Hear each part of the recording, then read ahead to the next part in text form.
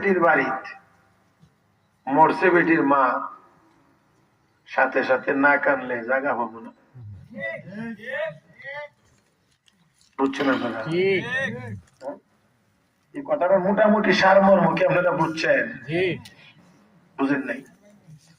অনেকের বাড়িতে জায়গা, অনেক জায়গা খালি থাকে, আবার কোনো কোনো মানুষ আছে বাড়ি নাই, তো ওই যে বড় বাড়িওয়ালা ওনার বাড়িতে এসে কইছে, মাগো তোমার তো জায়গা খালি করে রয়েছে, আমার এখন বড়টাই আপাতত কিছুদিন থাকবার সুযোগ তো দিছে।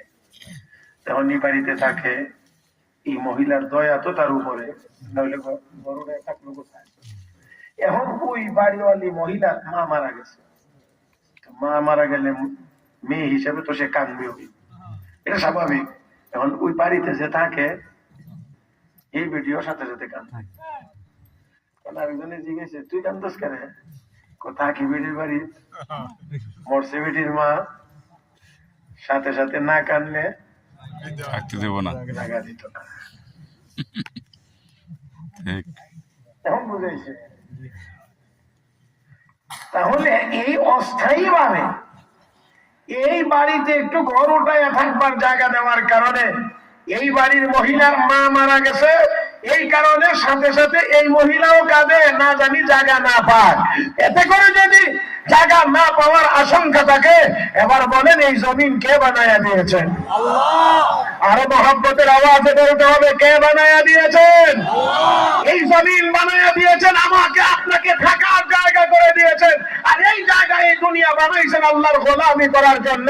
গোলামি চলবে, শান্তি এবং আরামের ব্যবস্থা থাকবে, গোলামি চলবে না, কোথাও শান্তি তালাশ করে পাওয়া যাবে না। কেন?